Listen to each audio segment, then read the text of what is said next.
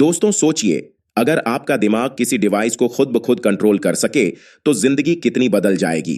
अब यह सिर्फ कल्पना नहीं रही, बल्कि हकीकत बनने जा रही है। और एप्पल इस रेस में तेजी से आगे बढ़ रहा है। एप्पल अब जिस ब्रेन टेक्नोलॉजी पर काम कर रहा है, उसमें न्यूयॉर्क की कंपनी सिंक्रोन के साथ मिलकर एक खास डिवाइस तैयार की गई है, जिसे स्टैंट्रोड कहा जा रहा है। इस डिवाइस को इंसानी दिमाग के पास एक नस के अंदर इम्प्लांट किया जाता है। वहीं से यह डिवाइस ब्रेन के न्यूरल सिग्नल्स यानी सोच को पकड़ता है और उन्हें डिजिटल कमांड्स में बदल देता है।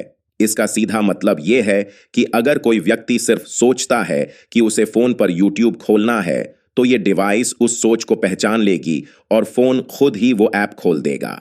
इस टेक्नोलॉजी में हार्डवेयर और सॉफ्टवेयर दोनों का रोल बेहद अहम है और सिंक्रोन की यह डिवाइस एप्पल के स्विच कंट्रोल फीचर के साथ काम करती है, जिससे यूजर अलग अलग तरीकों से अपने डिवाइस को कंट्रोल कर सकते हैं।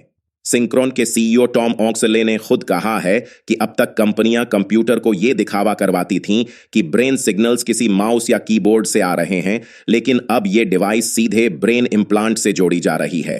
सबसे ज्यादा दिल छू लेने वाली बात यह है कि एक एएलएस नाम की गंभीर बीमारी से पीड़ित व्यक्ति मार्क जैक्सन पहले से इस डिवाइस का इस्तेमाल कर रहा है। वो चलने फिरने में असमर्थ है, लेकिन फिर भी विजन प्रो हेडसेट और आईफोन को अपने दिमाग से कंट्रोल कर रहा है। एप्पल अब एक और कदम आगे बढ़ाने जा रहा है, जहां जल्द ही एक नया सॉफ्टवेयर टूल लॉन्च होगा।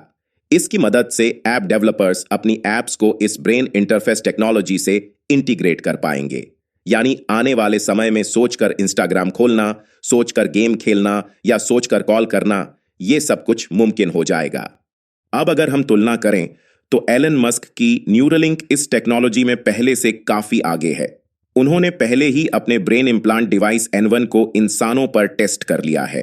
जहां सिंक्रोन की डिवाइस में सिर्फ 16 इलेक्ट्रोड हैं, वहीं न्यूरलिंक की डिवाइस में 1000 से ज्यादा। यानी एलन मस्क की टेक्नोलॉजी ज्यादा एडवांस और डिटेल्ड कम्युनिकेशन में सक्षम है, लेकिन एप्पल के पास है आसान इंटरफेस और अरबों यूजर्स तक पहुंचने की क्षमता। मॉर्गन स्टैनली की रिपोर्ट बताती है कि अमेरिका में लगभग 1.5 लाख ऐसे लोग हैं जिनके ऊपर के अंग काम नहीं करते, और यही लोग इस टेक्नोलॉजी के शुरुआती यूजर बन सकते हैं।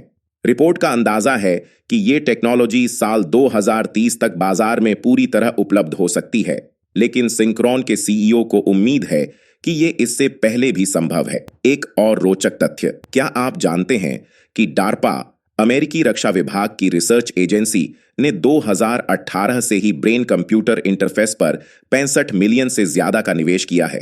उनका N3 प्रोग्राम सैनिकों को माइंड कंट्रोल तकनीक से हथियार चलाने में सक्षम बनाने पर काम कर रहा है।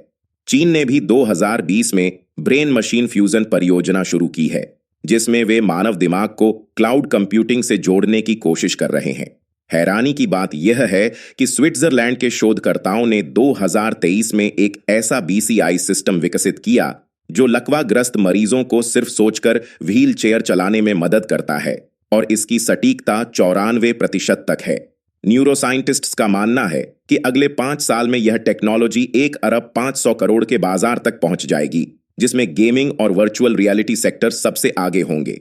तो अब सवाल यह नहीं है कि क्या यह टेक्नोलॉजी आएगी, बल्कि सवाल है कि आप इसके लिए कितने तैयार हैं। सोचकर फोन चलाना, सोचकर दुनिया से जुड़ना, ये सब अब साइंस फिक्शन नहीं, बल्कि हमारे सामने हकीकत बनने वाला है। ये टेक्नोलॉजी सिर्फ डिवाइस को नहीं, बल्कि इंसानी जीवन को एक नई आजादी देने जा रही है, खासकर उन लोगों को जिनकी दुनिया अब तक शरीर की सीमाओं में बंधी हुई थी। आपको ये खबर कैसी लगी?